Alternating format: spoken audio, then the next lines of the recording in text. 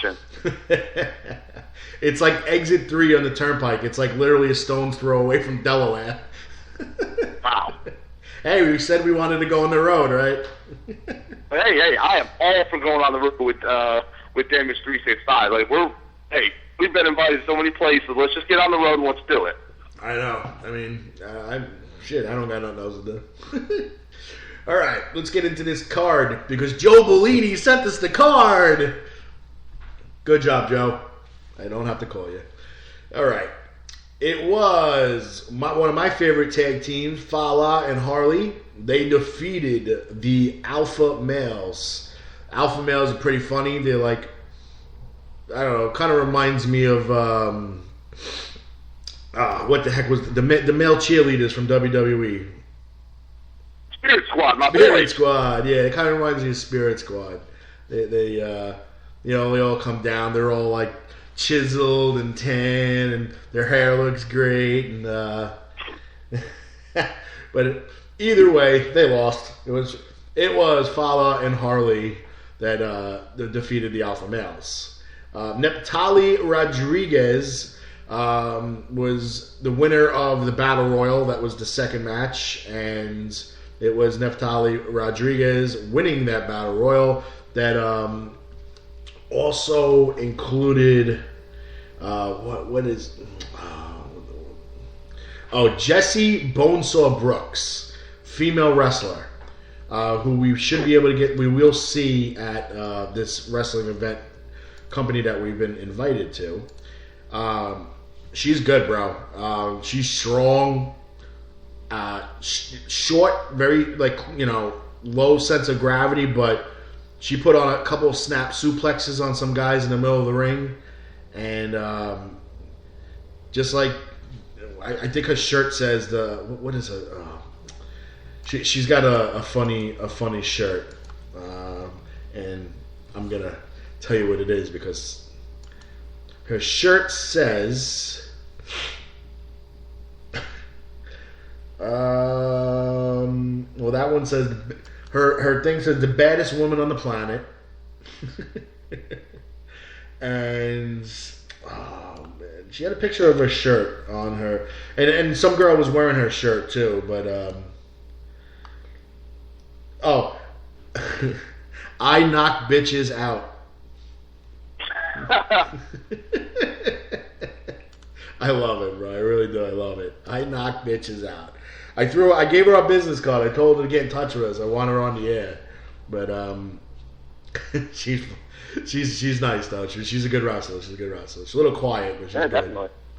It was the I-Champ Joey Ace defending and defeating Aaron Stride, so he retained his title. In a multiple five-way, it was a five-way match. Okay, multiple five-way match.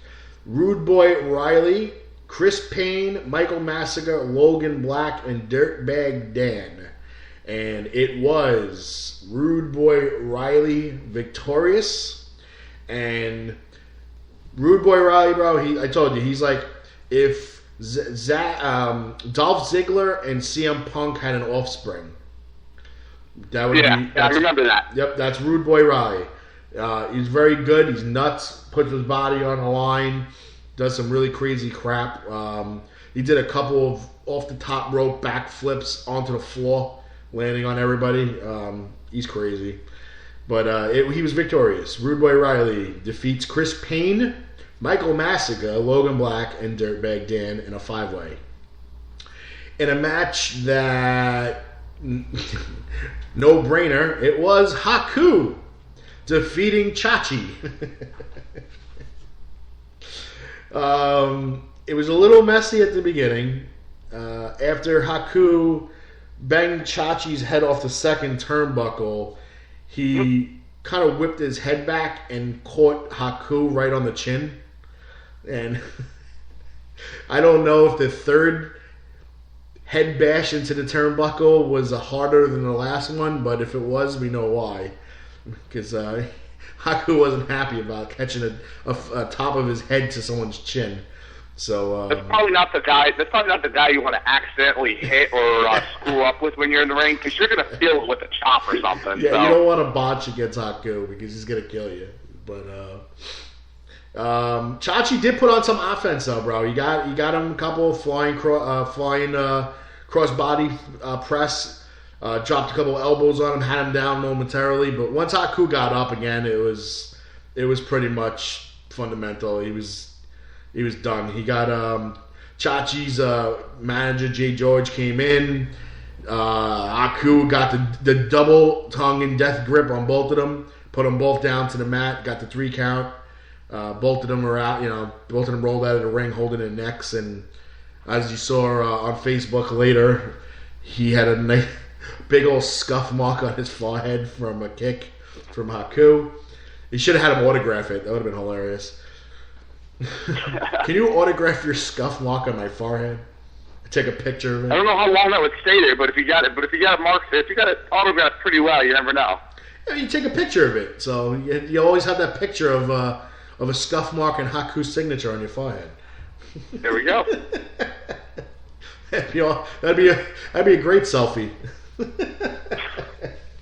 But it was Haku defeating Chachi.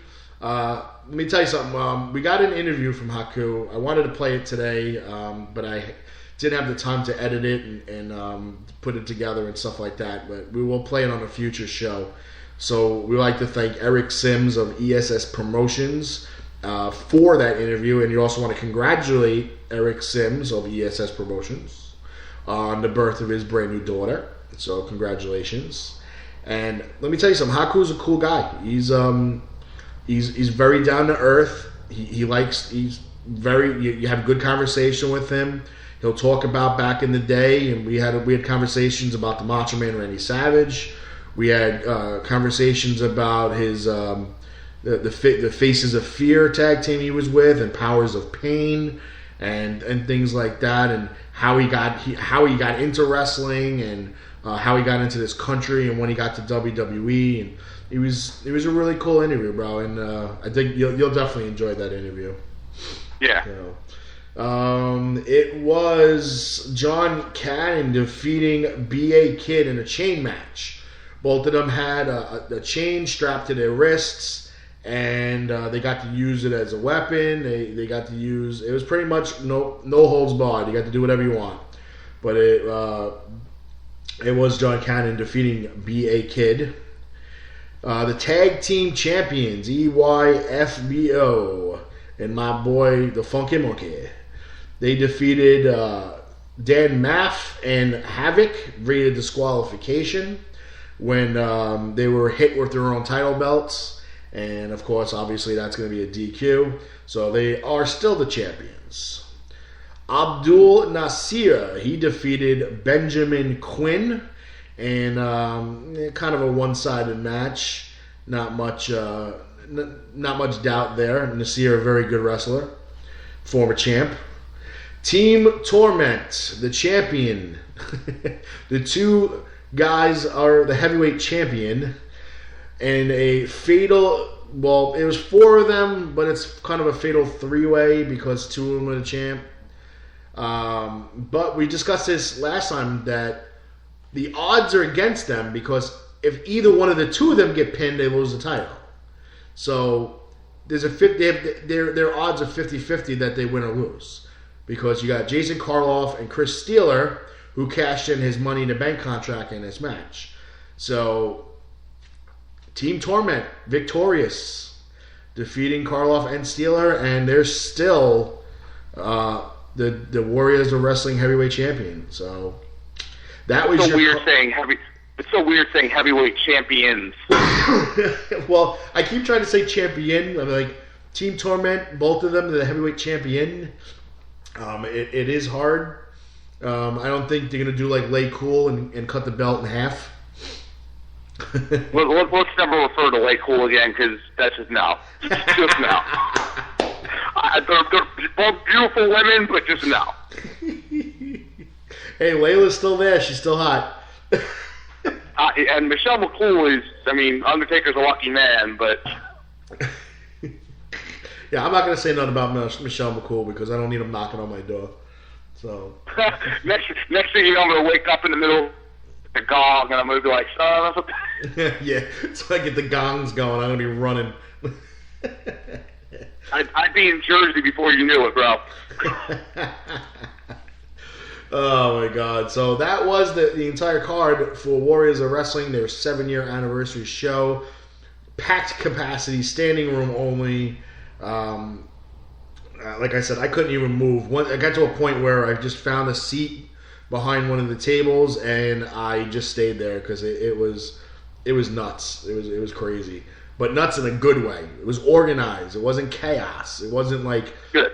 People climbing all over each other, kids running around like psychos. It was organized. It was great. It was good. It was a lot of fun. And as always, kudos to Joe for doing a great job, putting on a great show. And this show went by a little bit too fast today because I didn't even get to call Joe and Rob and harass him. We didn't get to call Rob Banner and say happy birthday. I know. He actually just texted me the card. He just texted you. He just texted me. So let's jump back to Friday Night Superstars of Wrestling. We'll do this real quick. It was Blake Morris over Stockade. It was Haku, Brandon Bull, Magic, Lowlife Louie over Kentucky Bread and Vincenzo. It was DeMarco and Moose losing to Tommy Dreamer and Damian Darling with Santa Claus. I almost forgot Santa Claus. Which Santa Claus? It was can't forget that. Anarchy and Dirtbag Dan in a double count out. So that ended in a draw. Steve Scott over Kyle the Beast to retain the title, we said, and Joey Janela over Corvus, and then there was the Battle Royal as well. So one thing we wanted to talk about real quick, the January 23rd, we said we were going to go to a new show. We've been invited to Valkyrie, which is the female promotion. And that's going to go on in South Jersey on January 23rd. And Damage 365 Radio will make its first appearance at the Valkyrie Wrestling promotion. And I'm excited about this, bro, because I think it's going to be an awesome experience. And these females put their bodies on the line, sometimes even more than the guys do. And it is going to be extremely entertaining. And I am extremely pumped for it. We've interviewed